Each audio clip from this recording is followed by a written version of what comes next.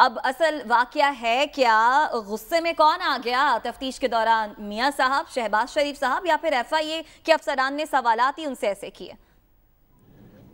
دیکھیے جی، میں تو آج میڈیا پہ ہی سنا کہ عدالت میں جا کے کوئی اس واقعے کے 8-10 دن بعد شہباز شریف صاحب نے کوئی شکایت کی عدالت میں کہ انہیں ہراساں کیا گیا یا وہاں پہ کچھ لوگ ہنسے. تو میری اطلاع کے مطابق تو ایسی ہرگز کوئی بات نہیں ہے.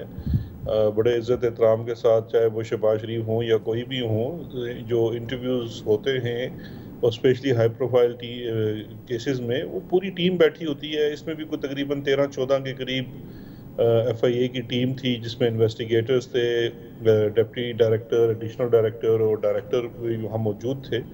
انہیں چائے اور کافی وغیرہ بھی پوچھی گئی، پیش کی گئی اور سر کہہ کے مخاطب کیا گیا. تو اس کے بعد میں سمجھتا ہوں ہراساں کرنے کا الزام تو کچھ اسپیسیفک ہونا چاہیے. اور سب سے بڑی بات یہ کہ وہ 10 کہہ رہے دن ہیں بعد ہنس رہے تھے، وہ غلط سوال پوچھ رہے تھے، بار بار پوچھ رہے تھے، اور وہ پھر جب میں نے انہیں کہا کہ آپ میرے ساتھ ایسا کیوں سلوک کر رہے ہیں تو انہوں نے ہنسنا شروع کر دیا. دیکھیں، ہنسنے کے اوپر تو میں نے تو بلکہ اس انٹرویو کے بعد جو آج شکایت آئی تھی اس کے بعد دوبارہ پوچھا، ڈائریکٹلی پوچھا ایف آئی اے کے لوگوں سے. تو انہوں نے کہا جی ایسا تو کوئی واقعہ نہیں ہے. شاید ان کی طرف سے آج ایک پریس ریلیز میں کلیریفیکیشن بھی دی گئی ہنسنے کی بات. جہاں تک سوال کی بات ہے تو یہ شہباز شریف صاحب کا شاید تیسرا انٹرویو تھا اسی کیس کے اندر. پہلے ایک دفعہ ان کو کورٹ کی پرمیشن کے ساتھ جیل میں انٹرویو کیا گیا. اس کے بعد انہوں نے کہا میں مشورہ کر کے اور بات پوچھ کے بتاؤں گا. پھر دوسرا انٹرویو ہوا اور اب یہ تیسرا انٹرویو تھا. اس دفعہ انٹرویو سے پہلے ریٹن سوال نامہ شہباز شریف صاحب کو بھجوایا گیا، جس کے اندر تمام وہ سوال جو ایف آئی اے پوچھنا چاہتی تھی وہ دیے گئے. اور مین مقصد تو ایف آئی اے کا تھا کہ ان تمام سوالوں کا جواب مل جائے یا اس کے اوپر ان کا ورژن آ جائے جو ایک کوئی سوالوں کے جواب کا ہو. یہ ضرور ہے کہ شہباز شریف صاحب ان تمام سوالوں کا، یہ بیسیکلی فائنینشیل ٹرانزیکشن سے متعلقہ سوالات ہیں، اور ان ٹرانزیکشن سے متعلق چونکہ ان ٹرانزیکشنز کا تعلق بھی شہباز شریف صاحب سے ہے، تو اس کا وہ جواب کوئی اسپیسیفک نہیں دے پا رہے. اور تفتیشی ٹیم ضرور تفتیش کے دوران اپنے سوال ریپیٹ کرتی ہے، دہراتی ہے. لیکن مرزا صاحب اگر وہ یہ کہتے ہیں کہ مجھے اس سوال کا نہیں پتا، مجھے اس کا سوال کا جواب نہیں آتا، میرے بیٹے سے پوچھ لیا جائے یا میرے بیٹے کو پتا ہے کیونکہ میں تو سیاست میں بزی رہتا ہوں، تو کیا یہ ایک قابل قبول جواب نہیں ہے شہباز شریف صاحب کو سامنے رکھتے ہوئے؟ دیکھیں، دو چیزیں ہیں. ایک تو یہ ہے کہ اگر تو چیز صرف ان کے بیٹے سے متعلقہ ہو تو ضرور ان کے بیٹے سے پوچھا جانا چاہیے. جو سوالات ان سے پوچھے گئے تھے اس کا تعلق، مجھے اس ایگزیکٹ سوال جس طرح آپ کو نہیں پتا، مجھے بھی اتنے تفصیل سے نہیں پتا کیونکہ تفتیشی ٹیم کرتی ہے. لیکن جو مجھے بتایا گیا ہے کہ ان سوالات کا تعلق شہباز شریف صاحب سے بھی تھا، اور اپنے حصے تک کا جواب دینا جو ہے وہ تو ان کو دینا چاہیے. دیکھیے، جب کسی کو کوشچن کیا جاتا ہے اس کے پاس یہ بالکل آپشن ہوتی ہے، وہ کہے جی کہ میں جواب نہیں دینا چاہتا. تو ٹھیک ہے، وہ جواب نہیں دینا چاہیں گے. تو اب چونکہ وہ 3 دفعہ ان سے پوچھ چکے ہیں تو ان کا یہی سوال کا جو جواب ہے وہ درج کر لیا جائے گا ان کے ورژن کے طور پہ. لیکن تفتیش میں اسپیشلی جہاں پہ فائنینشیل کرائم ہوتا ہے یا فائنینشیل ٹرانزیکشنز ہوتی ہیں، ہر نیا ایویڈنس جو ہے وہ ملزم سے کنفرنٹ کرانا بڑا ضروری ہوتا ہے تاکہ اس کا ورژن اس کے اوپر ہو اور ہر دفعہ اس کو موقع ملے کہ وہ اس چیز کو ایکسیپٹ کرتا ہے یا ریجیکٹ کرتا ہے. تو اس لیے جو بھی آپ دیکھیں نئے ڈاکومنٹ آئیں گے، کوئی نیا بینکنگ ریکارڈ آتا ہے، کوئی نیا فیک اکاؤنٹ پتہ چلتا ہے، تو وہ ضرور شہباز شریف صاحب کو ایک دفعہ کنفرنٹ کیا جائے گا کہ جی یہ چیز ہے، اس کے اوپر آپ کا کیا ورژن ہے. وہ دہرا سکتے ہیں کہ جی سلمان سے پوچھ لیں یا حمزہ سے پوچھ لیں، مجھے نہیں پتا. سوال کون سا ہے جو پوچھتے ہیں آپ تو انہیں برا لگتا ہے یا اس کا وہ جواب نہیں دیتے؟ ظاہر ہے وہ کوئی ایک بنیادی سوال تو ہوگا نا. دیکھیں، ایک بنیادی سوال تو اس کے اندر بڑا ضروری ہے. وہ بنیادی سوال جو ہے وہ یہ ہے کہ یہ جو تقریباً ان کی 2 شوگر ملوں کے اندر 14 سے زائد ان کے اپنے ملازمین، جو مل کے ملازمین ہیں، کوئی پی این ہے، کوئی ٹی بوائے ہے، کوئی اسسٹنٹ مینیجر ہے، کوئی کیشیئر ہے، ان کے نام کے اوپر اکاؤنٹس اور کمپنیز بنی ہوئی ہیں جن کے اکاؤنٹوں میں اربوں روپے کی ٹرانزیکشن ہو رہی ہے.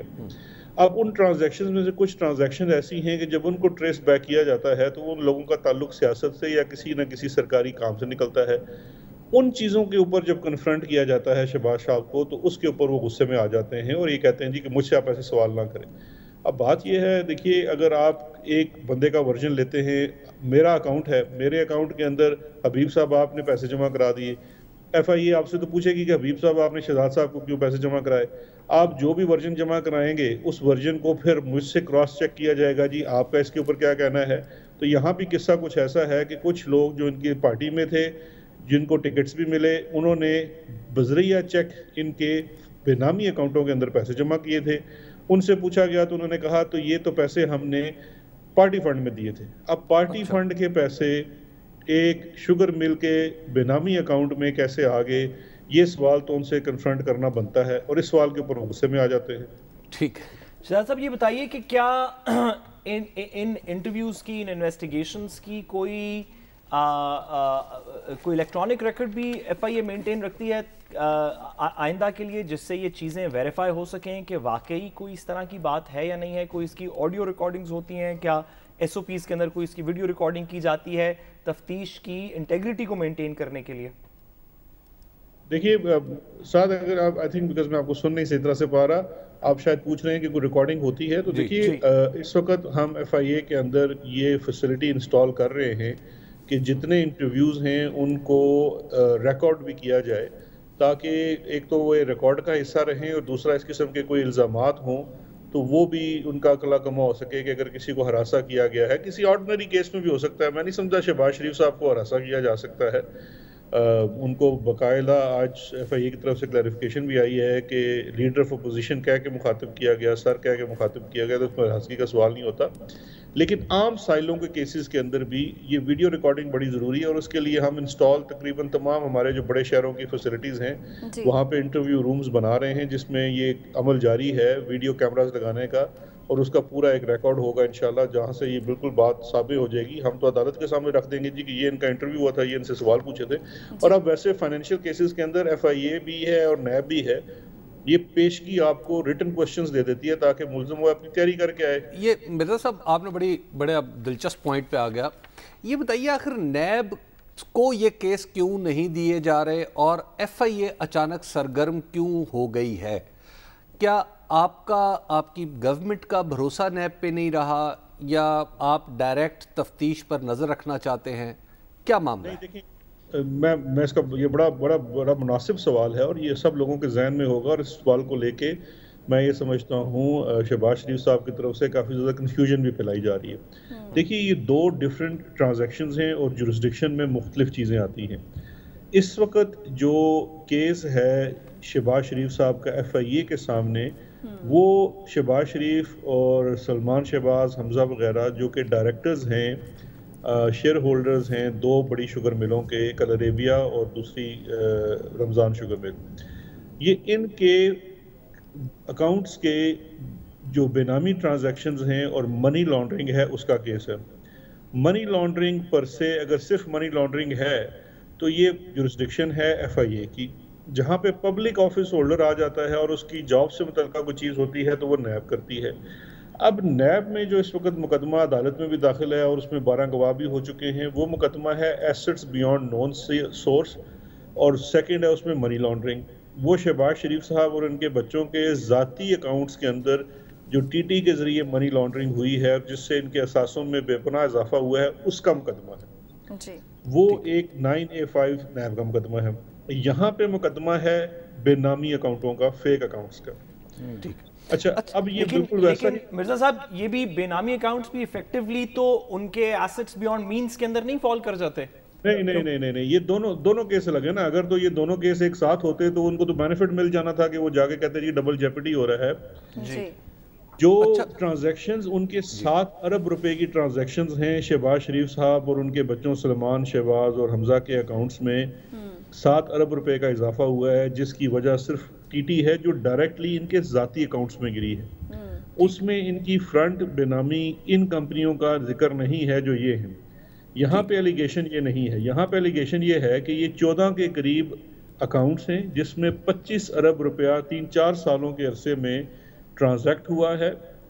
یہ 14 اکاؤنٹ ہولڈرز جو ہیں سارے کے سارے ان 2 شوگر ملوں کے لوور لیول کے ملازمین ہیں, اور ان کے اکاؤنٹس جو ہیں یہ فیک اور بے نامی کے ضمن میں آتے ہیں.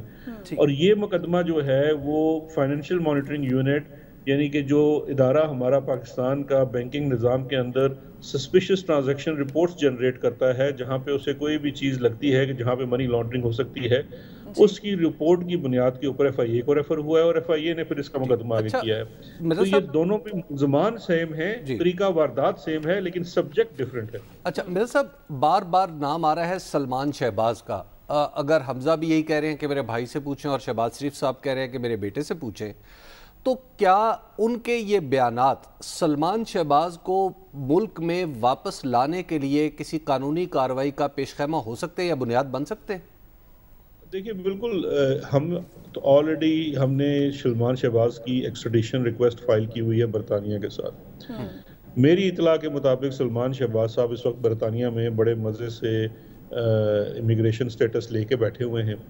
آف کورس جو پروسیس ہے امیگریشن کے جو ایکسٹریڈیشن کا ہے وہ تو انیشیٹ ہم کر چکے ہیں۔ یہ تمام بیانات، یہ تمام ثبوت already government of Pakistan share کر چکی ہے برطانوی حکومت کے ساتھ۔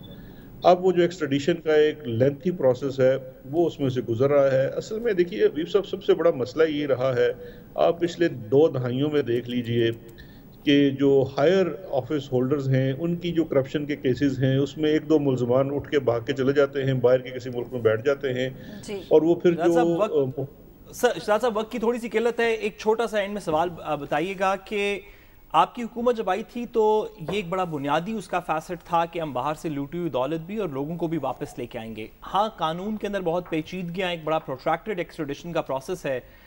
اس پچھلے 3 سال میں آپ نے کیا کوشش کی کہ برطانیہ اور 2-3 اس طرح کے ممالک ہیں، برطانیہ، یو اے ای جیسے ممالک جہاں پہ لوگ زیادہ تر ہم کہتے ہیں کہ مفرور ہو کے چلے جاتے ہیں، کہ ان کے ساتھ ہماری کوئی میوچول ٹریٹی ہو جائے ریٹرن آف انڈیویجولز کی، اس کے اوپر کوئی کاروائی ہو رہی ہے تاکہ لانگ ایکسٹریڈیشن پروسیس نہ کرنا پڑے؟ جی بالکل ہو رہی ہے۔ دیکھیے اس پہ تو ہم نے 2 پیراؤں میں کام کیا ہے۔ برطانیہ کے ساتھ ہمارا جو ایکسٹریڈیشن ٹریٹی کا ٹیکسٹ ہے وہ فائنلائز ہو چکا ہے۔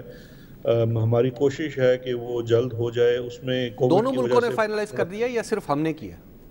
نہیں، دونوں طرف سے۔ برطانیہ تو آلریڈی ہمارے ساتھ ٹیکسٹ فائنلائز کر چکا تھا۔ برطانیہ کے ساتھ ایکسٹریڈیشن میں ہمارے ہاں سب سے بڑا مسئلہ سزائے موت کا تھا، تو ہم نے وہ ایکسکلوڈ کر دیے ہیں، وہ آفینسز جس میں سزائے موت ہو سکتی ہے۔ باقی جو آفینسز ہیں ان کے اندر ایکسٹریڈیشن ہو سکے گی اس معاہدے کے تحت۔ تو ابھی وہ بالکل فائنل مراحل میں ہے۔ کووڈ کی وجہ سے اور برطانیہ میں کچھ پولیٹیکل انسرٹینٹی اور بریگزٹ کے معاملات کی وجہ سے وہ تھوڑا سا سلو ہو گیا ہے، لیکن اس کے ساتھ ساتھ جو انڈیویجول کیسز ہیں ان کو بڑی تیزی سے ہم پرسو کر رہے ہیں۔ برطانیہ بھی ہمارے ہاں سے بہت سارے لوگ ایکسٹراڈائٹ کرانا چاہتا ہے، اور ابھی ہم ان کیسز کے اوپر ان سے یہی بات کر رہے ہیں کہ یہ 2 وے ٹریفک ہوگی، 1 وے نہیں ہوگی، کہ برطانیہ آلریڈی 4 لوگ پاکستان سے ایکسٹراڈائٹ کرا چکا ہے۔ آج تک پاکستان کا کوئی شخص برطانیہ سے ایکسٹراڈائٹ نہیں ہوا، اور ہماری ہر میٹنگز کے دوران، انٹریکشن کے دوران ہم یہ چیز ان کے ساتھ ہائی لائٹ کرتے ہیں، اور بڑے سینئر ہائیسٹ لیول پہ اس چیز کو اٹھایا گیا ہے۔ اور میں آئی ایم ویری ہوپ فل کہ انشاءاللہ یہ کوئی نہ کوئی اس کے اندر اچھی پیش رفت ہوگی، لیکن یہ ایک چیلنج ضرور ہے کہ اسپیشلی برطانیہ میں، کیونکہ وہاں کا قانون بڑا پرو امیگریشن ہے، پرو اسائلم ہے، تو بہت سارے لوگ اس مقصد کو ڈیفیٹ کرنے کے لیے مختلف جو لیگل آپشنز ان کے پاس موجود ہوتے ہیں اس سے وہ ڈیلے کر لیتے ہیں، اور اس ڈیلے کا فائدہ پھر ملزمان کو ملتا ہے۔ بہت شکریہ۔ مشیر داخلہ و احتساب شہزاد اکبر صاحب ہمارے ساتھ موجود تھے۔